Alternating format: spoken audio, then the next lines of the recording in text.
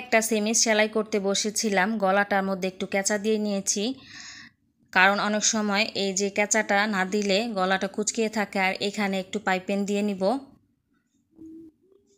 এই যে সকালবেলায় নাস্তা খেয়ে মেশিনের কাজে বসে পড়েছি।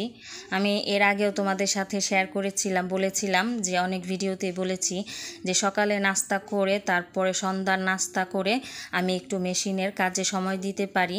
এটা আমরা অনেক আপুরাই করে থাকি। এক একজন আপুদের এক একটা সময় বের করতে হয়, যার যার কাজের ধরন এক এক রকম। অনেক সময় দেখা যায় এক একজনের কাজের নিয়মকানুন, এক একজনের কাজের ধরন তার নিয়ম অনুযায়ী হয়ে থাকে। তো এই যে আমি এখন ছেলের জন্য মুরগির মাংস রান্না করব। তো মুরগিটা বের করে নিয়েছি ফ্রিজ থেকে। আসসালামু আলাইকুম আপুরা, আশা করি সবাই ভালো আছো। আলহামদুলিল্লাহ, আমিও ভালো আছি। এই যে মুরগির মাংস প্যাকেটটা বের করে নিলাম, তো এখানে ভিজিয়ে রেখে চলে যাব। আর এই যে হচ্ছে আদা রসুনের একটা বক্স বের করে নিয়েছি।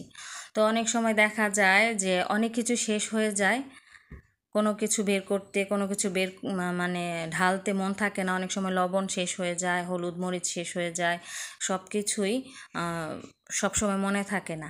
আর এই যে এইদিকে রান্নাঘরের কাজটা শেষ করেই চলে আসলাম মেয়ের সেমিজের হাতার তালপাতটা কাটতে।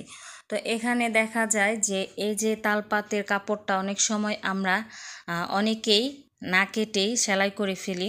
তো এখানে তালপাতের কাপড়টা কেটে নিলে দেখা যায় যে জামাটা বলো আর সেমিজটাই বলো খুব সুন্দর করে ফিটিং হয়ে যায়।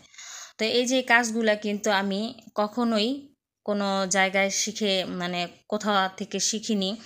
এই জিনিসগুলো আমি শিখেছি নিজের ইচ্ছায়। আর ছোটবেলা থেকেই দেখেছি ফুপু, খালা, চাচি ওরা সবাই এই কাজগুলো করতো। তো যখন মাঝে মধ্যে বেড়াতে যেতাম নানু বাসা, তখনও দেখতাম খালাম্মাকে কাটতে। যখন দাদার বাসায় থাকতাম তখন দেখতাম চাচিকে কাটতে। এরকম এক এক জায়গায় গেলে এক এক রকম এক একজনকে দেখতাম যে মেশিনে। আর মেশিনের কাজটা কিন্তু একেবারেই নর্মাল একটা কাজ, কিন্তু অনেক মানুষই এই কাজটা পারে, কিন্তু অনেকেই লজ্জা বোধ করে এই কাজটা কথা বলতে, যে টেইলারি একটা কাজ। তা আমি কখনোই মনে করি না কোনো কাজ ছোট। আর সব কিছুই নিজের ইচ্ছা শক্তি প্রয়োজন কিছু কাজ শিখতে হলে। তো এখানে এই যে ছোটোবেলা থেকে দেখতে দেখতে শিখে ফেলেছি। এখন নিজের জামাগুলা এখন মেয়েদের জন্য আবার কিছু অর্ডারও আসে বাইরে থেকে, তো সেগুলো আমি সেলাই করি। কোনো কিছুই শরীরের উপরে চাপ দিয়ে কিছু করি না, কারণ মাঝে মধ্যে বিশ্রামেরও প্রয়োজন হয়। তো এই যে এইদিকে সেলাই করতে করতে দেখলাম বৃষ্টি আসছে, তোমাদের সাথে বৃষ্টিটাও একটু শেয়ার করি। তো এই যে দেখো বৃষ্টি পড়ছে, আর এখানে আমার মোরগ মুরগিগুলা বৃষ্টির পানিতে একেবারে কাতর হয়ে আছে, কারণ খুব বাতাস আসছিল এই বৃষ্টির মধ্যে। আর এই যে কথা বলতে বলতে তোমাদের সাথে দেখি আমার সেমিজ সেলাই করা শেষ। তো এই যে সেমিজ বলো আর ইনার বলো, এই যে আমার মেয়ে শর্ট হাতা পরে না, সেজন্য ওকে লং করে বানিয়ে দিয়েছি। আর এই যে ইনারটা সেলাই করে ফেললাম, আর উপরের জামাটা সেলাই করেছিলাম কাল রাতে। তো তোমাদের সাথে আমি এর আগেও বলেছিলাম অনেক ভিডিওতে যে আমি বেশি গর্জিয়াস গলা টলা ডিজাইনের কাজ করি না, কারণ অনেক কাজের সংসারের কাজ করতে করতেই এগুলা করা, বেশি জটিলতার কাজ ভালো লাগে না আর করতে ইচ্ছে করে না। তো সব সময় নর্মাল কাজ করি। আর এই যে হচ্ছে আদা রসুনটা ভিজিয়ে রেখেছিলাম, দেখলাম এখনও গলা হয়নি, গলেনি। তো চলে গেলাম আবার ছাদে, যেহেতু চুলার মধ্যে গ্যাস নেই, তাই ছোট মেয়ে বলছে আম্মু চলো ছাদের মধ্যে ভিজে আসি। তো চলে গেলাম ছাদের দরজাটা খুলে। এই যে দেখো কত সুন্দর বৃষ্টি আসছে। এই বৃষ্টির পানিতে আবার পাশের ঘরের খালাম্মাও এই যে বালতিতে পানি জমা করে নিয়ে যায় তাদের ঘরে। তারা ভাত রান্না করে, ডাল রান্না করে, চা রান্না করে, চা বসিয়ে চা খায়। তো এই যে এইগুলা কিন্তু আমরা অনেক আপুরে করি বৃষ্টির পানি জমিয়ে রেখে। আর এই যে দেখো এখানে মালটা গাছ, মালটা হাত দিয়ে ধরে ধরে দেখছিলাম। আমার খুব ভালো লাগে ফল ফুল হাতে ধরে দেখতে, হাতে ছুঁয়ে দেখতে। এই জিনিসগুলা অন্যরকম একটা ফিলিংস আসে। জানি না এটা কোন কোন আপুদের ভালো লাগে যে হাত দিয়ে মানে হাত দিয়ে ছুঁয়ে দেখার মতো ভালো লাগা কার কার মধ্যে কাজ করে। এই যে এই নয়নতারা আমি 2-1 দিন পর পরই ছাদে এসে দেখি গাছ ভরা নয়নতারা, তখন খুব ভালো লাগে দেখতে। আর এই যে বৃষ্টির পানিতে আমার মেয়ে এত আনন্দিত, একেবারে খুশি হয়ে গেছে বৃষ্টিতে ভিজতে এসে। আর এই যে দেখো কি সুন্দর শব্দ, এই শব্দটা আমি পুরোপুরি একবারে কাটিনি, কারণ হচ্ছে এই যে এই শব্দটা আমার কাছে ভাল লাগছিল, ভাবলাম যে তোমাদেরও একটু শুনাই বৃষ্টির পানির শব্দটা। আর এখানে যে মেয়ে ছাই ছাপ্পা কি চাই, পানীয়কে ছিপে উড়াতি হইলার কি হে, এই মেয়েটা এরকম করছে। তোমাদের সাথে একটা গান শেয়ার করে নিলাম। এই যে দেখো মেয়ে এত খুশি হয়ে গেছে পানি দেখে, আর সবসময় ওকে একা আসতে দেই না, সাথে আমিও আসি। কারণ দেখা যায় ছোট ছোট ছেলেমেয়েরা ছাদে একা আসা ঠিক না। সবসময় সব বাবা মারাই খেয়াল রাখবেন এই বাচ্চাদের একা একা বের হওয়াটা। আর এই যে এখানে আমি ছাদ থেকে এসে চুলায় গ্যাস দেখতে পেয়ে তাড়াতাড়ি করে চুলাটা ধরিয়ে দিলাম আর রান্না বসিয়ে দিলাম।